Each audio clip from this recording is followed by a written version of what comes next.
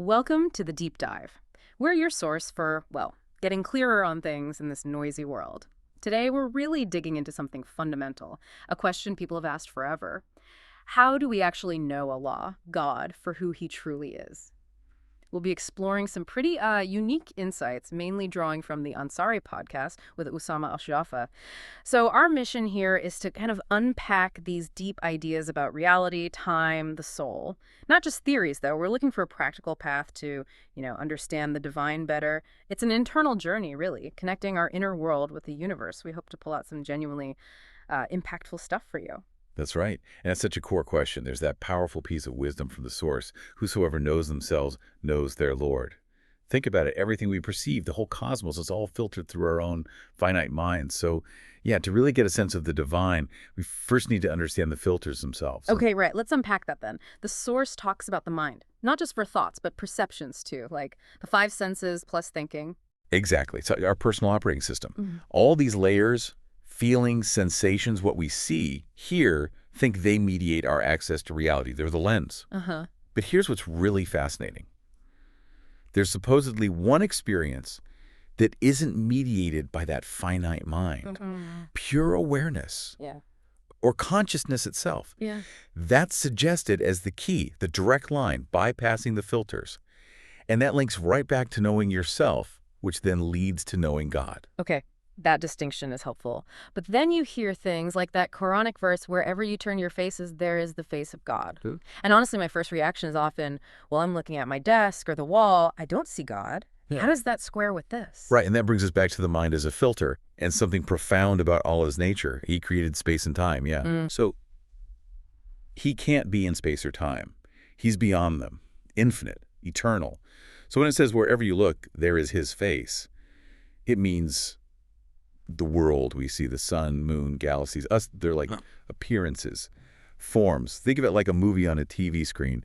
The movie itself, the story, it hides the screen it's playing on. Oh, okay. In the same way, these worldly things, they kind of camouflage God's essence and his activity, which are mediated through the soul, by the way. It connects to that hadith where Allah says, I am time. He's the underlying reality. These forms are just sort of veiling. Wow. So if everything we see is just a veil, that really changes how we think about creation itself, doesn't it? What does that imply for how we see the universe? Well, connecting the dots, the source puts forward this really powerful idea. The world is essentially a simulation. A simulation. Yeah, hardcore test. But it's created within us, even though it seems external. Like the verse says, he brought you forth from the wombs when you knew nothing and gave you hearing, sight, minds, that perhaps you'd be grateful. Our perception, our mind, that's the platform for the whole test. Okay, simulation is a big word. I think a lot of people hear that and think, okay, God's like a programmer.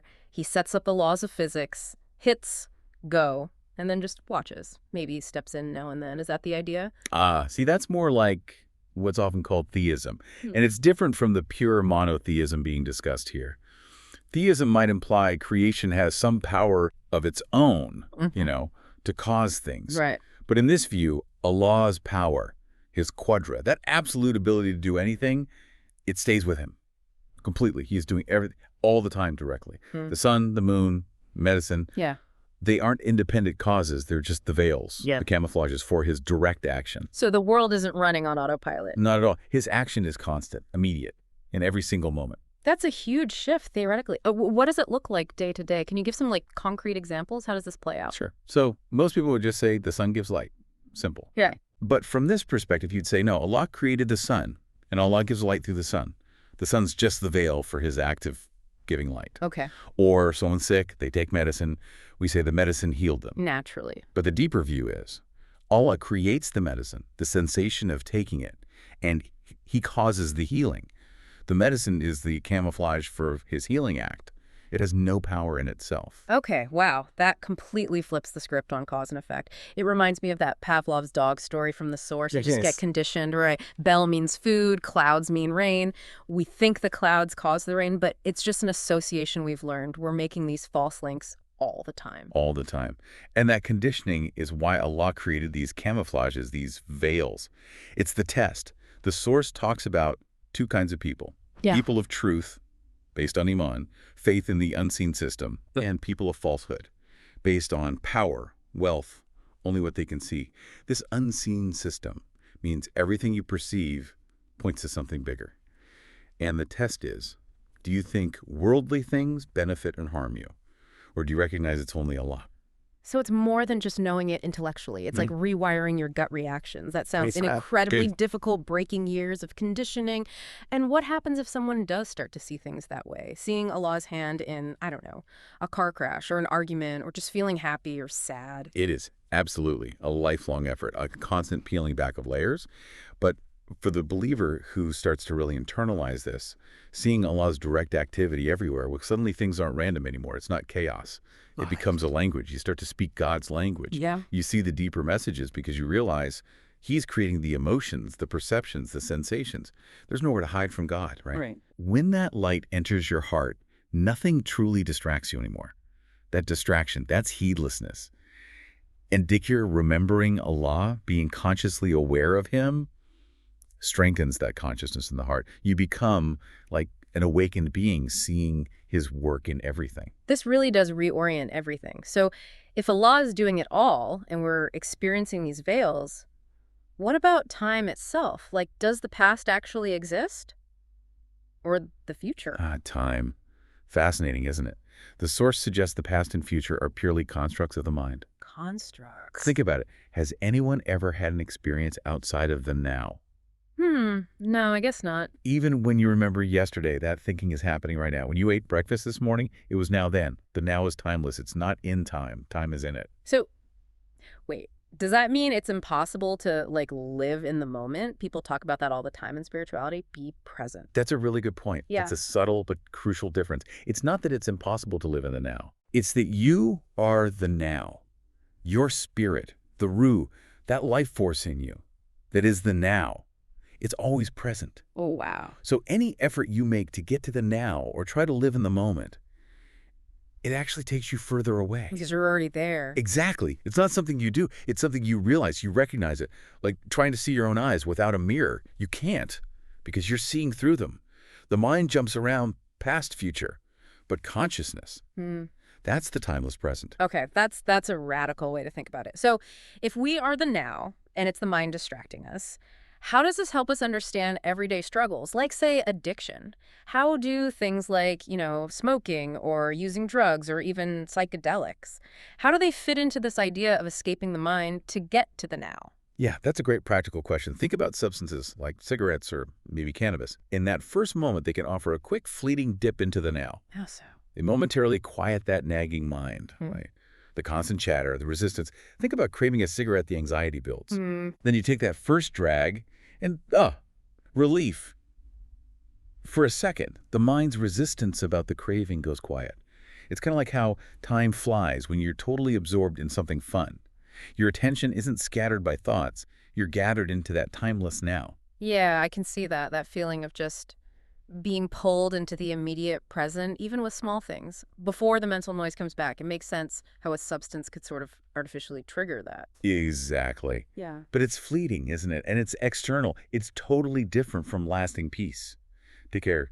Remembering Allah consciously, that's the internal process. It's about slowing the thoughts, toning down perception, returning to your true self. It's observing the thoughts without getting tangled up in them. Recognizing the now, not trying to force it from the outside. So what are some actual practices that help with that? Getting that deeper connection, calming the mind, especially if you're trying to break those cycles of looking for external fixes? Well, the source really highlights long prostration, sujood, and prayer. It's described as incredibly powerful. Long prostration. Yeah, imagine staying in sujood, not just for a few seconds, but maybe 10 minutes. Yeah. Or longer. Just focusing on heartfelt gratitude and love. If you really let your heart fill with that feeling, let the mind go silent, you can experience a really deep, timeless state. It's not about planning it or forcing it, just being there. That kind of practice can be transformative, helping you find that peace inside without needing external things. Okay, so Salah, what you said, is more like connection, Sila, than just prayer. It's this amazing tool for connecting, for accessing the now. So why does Allah ask us to do it 5 times a day? How does it tie into believing in the unseen and everything we've discussed? Right, so law is basically a timeout, a break from the world's busyness to make that direct connection, that sila with Allah. It's like a daily test, 5 times. What's your priority? Whatever you're doing, Allah's call takes precedence. And the quality matters, of course. Praying on time, being present in your heart, being still physically. It's a reorientation, physically and spiritually. Like calibrating your inner compass back toward your origin, remembering that fundamental relationship. That really reframes it. Less obligation, more like a gift, a daily reset. Okay, but here's something people struggle with. If Allah loves us so much, why don't we always get what we want? I mean, everyone's prayed hard for a specific job or a specific person, right? And it doesn't happen. You can feel like, well, where's the love then? That's a really important, honest question. And Sure. it goes back to how we understand Allah's love. It's holistic. He knows the whole picture, what's truly best for us, even when we can't see it.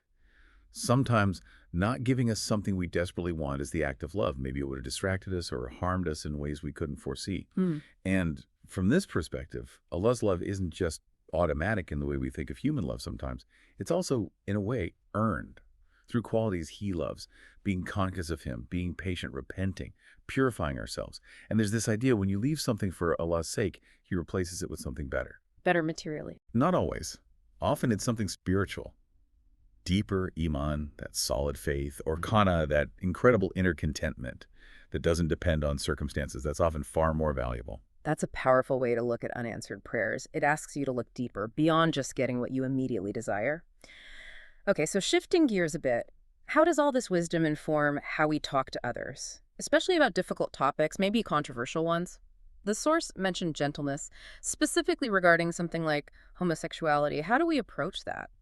Yeah, the source is really emphatic about this. Dawah, inviting people to Islam, has to come from a place of mercy, kindness, not judgment, not trying to scare people. Allah says in the Quran, judge between people, not judge the people, right? Right. There was that anecdote in the source about a gay convert who felt loved by the community, not hated. That's key. An aggressive finger-pointing approach just pushes people away, closes hearts. And here's a crucial distinction the source makes. Homosexuality is an act, not an identity. Okay, explain that. Just like, say, drinking alcohol is an act someone might do. It doesn't define the core of who they are. Seeing it that way allows for empathy. You can hold firm on the religious principles that the act itself is impermissible, while still loving and respecting the person, hoping for their guidance. If the goal is dawah, saving souls, that's serious work. It needs a soft heart, intelligence, not aggression. Wow. Okay, this whole deep dive, it really does offer a completely different lens, doesn't it? Shifting from seeing random events to seeing Allah's direct hand everywhere, realizing we are the now, fundamentally. And finding real peace isn't out there, it's through that inner connection, Dhikr, Salah. Absolutely. It's a profound shift in perspective. And maybe as you continue exploring this, here's a final thought to chew on, something from the source. If your path to seeking knowledge and religion is causing you to hate others, then you're going down the wrong path. Ultimately, it's about a continuous journey of compassion, trying to see the divine in everything, and remembering that saving a soul, well, that always starts with a gentle heart.